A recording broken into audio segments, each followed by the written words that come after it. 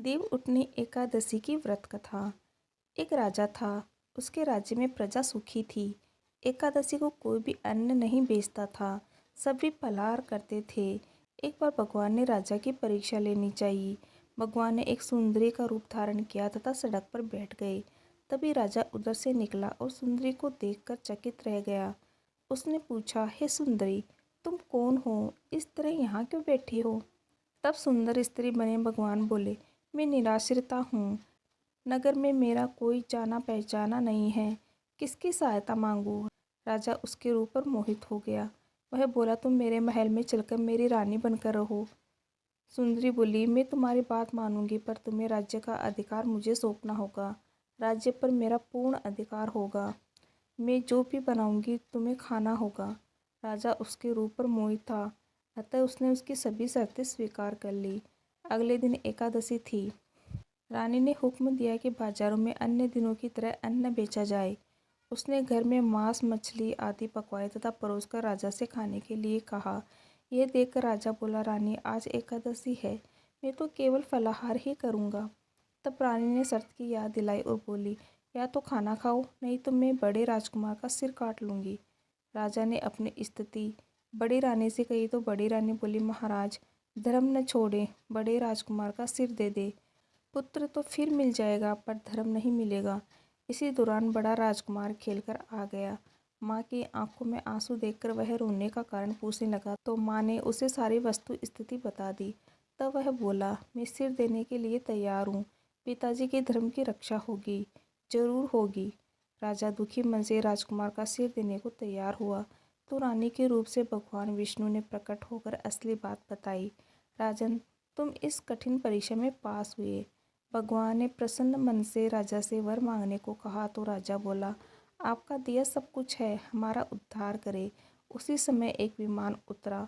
राजा ने अपना राज्य पुत्र को सौंप दिया और विमान में बैठकर परम धाम को चला गया। ओम नमो भगवते वासुदेवाय नमः। देव उठनी एकादशी की कहानी। एक राजा के राज्य में सभी लोग एकादशी का व्रत रखते थे। प्रजा तथा नौकर चाकरों से लेकर पशुओं तक को एकादशी के दिन अन्न नहीं दिया जाता था। एक दिन किसी दूसरे राज्य का एक व्यक्ति राजा के पास आकर बोला, महाराज, कृपा करके मुझे नौकरी पर रख लो। तब राजा ने उसके सामने एक शर्त रखी कि ठीक है, रख लेते हैं, किंतु रोज़ तुम्हें खाने को सब कुछ मिलेगा, पर एकादशी को अन्न नहीं मिलेगा। उस व्यक्ति ने उस समय हाँ कर ली, पर एकादशी के दिन जब उसे फलाहार का सामान दिया गया तो वह राजा के सामने जाकर गिड़गिड़ाने लगा, महाराज, इससे मेरा पेट नहीं भरेगा, मैं भूखा ही मर जाऊंगा, मुझे अन्न दे दो। राजा ने उसे शर्त की बात याद दिलाई, पर वह अन्न छोड़ने को राजी नहीं हुआ।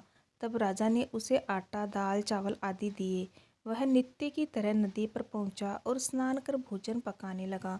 जब भोजन बन गया तो वह भगवान को बुलाने लगा, आओ भगवान, भोजन तैयार है। उसके बुलाने पर पीताम्बर धारण किए भगवान चतुर्भुज रूप में आ पहुँचे तथा प्रेम से उसके साथ भोजन करने लगे। भोजन आदि करके भगवान अंतर्ध्यान हो गए तथा वह अपने काम पर चला गया। 15 दिन बाद अगली एकादशी को वह राजा से कहने लगा कि महाराज, मुझे दुगुना सामान दीजिए, उस दिन तो मैं भूखा ही रह गया। राजा ने कारण पूछा तो उसने बताया कि हमारे साथ भगवान भी खाते हैं, इसलिए हम दोनों के लिए ये सामान पूरा नहीं होता। यह सुनकर राजा को बड़ा आश्चर्य हुआ। वह बोला, मैं नहीं मान सकता कि भगवान तुम्हारे साथ खाते हैं। मैं तो इतना व्रत रखता हूँ, पूजा करता हूँ, पर भगवान ने मुझे कभी दर्शन नहीं दिए। राजा की बात सुनकर वह बोला, महाराज, यदि विश्वास न हो तो साथ चलकर देख लीजिए। राजा एक पेड़ के पीछे छिपकर बैठ गया।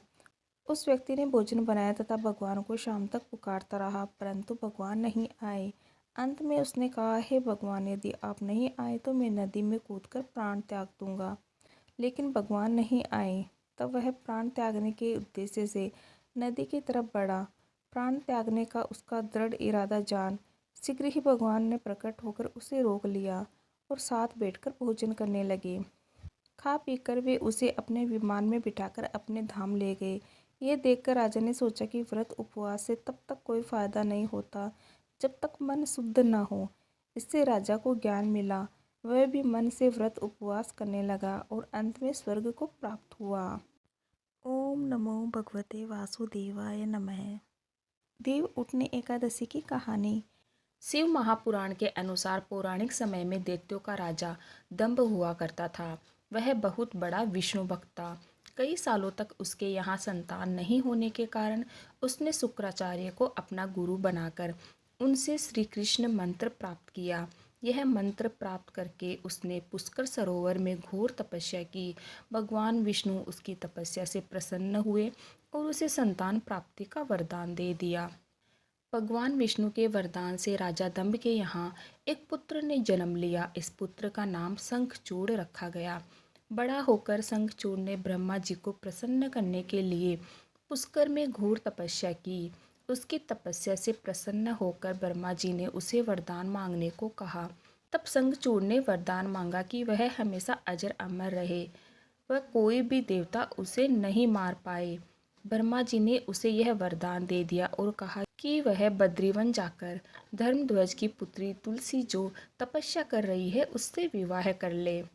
शंखचूड़ ने वैसा ही किया और तुलसी के साथ विवाह के बाद सुखपूर्वक रहने लगा।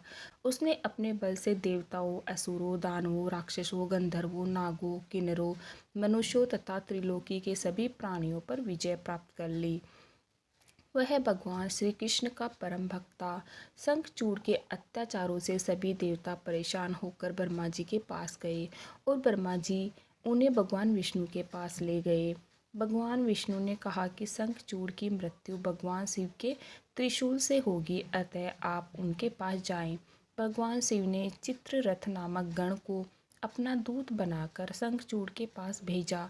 चित्ररथ ने शंखचूड़ को समझाया कि वह देवताओं को उनका राज्य लौटा दे, परंतु शंखचूड़ ने मना कर दिया और कहा कि वह महेश्वर से युद्ध करना चाहता है। भगवान शिव को जब यह बात पता चली तो वे युद्ध के लिए अपनी सेना लेकर निकल पड़े। इस तरह देवता और दानवों में घमासान युद्ध हुआ, परंतु ब्रह्मा जी के वरदान के कारण शंखचूड़ को देवता नहीं हरा पाए। भगवान शिव ने शंखचूड़ का वध करने के लिए जैसे ही अपना त्रिशूल उठाया, तभी आकाशवाणी हुई कि जब तक शंखचूड़ के हाथ में श्री हरि का कवच है और इसकी पत्नी का सतीत्व अखंडित है, तब तक इसका वध असंभव है।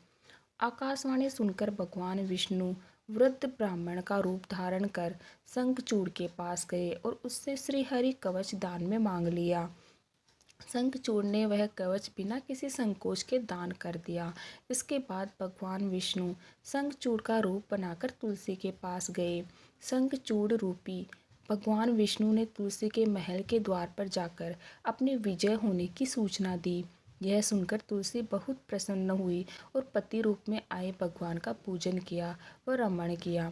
ऐसा करते ही तुलसी का सतीत्व खंडित हो गया और भगवान शिव ने युद्ध में अपने त्रिशूल से शंखचूड़ का वध कर दिया।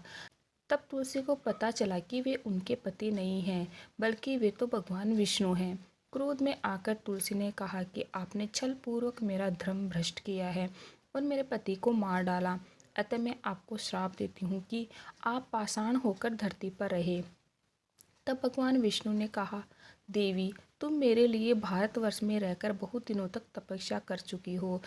तुम्हारा यह शरीर नदी रूप में बदलकर गंडकी नामक नदी के रूप में प्रसिद्ध होगा।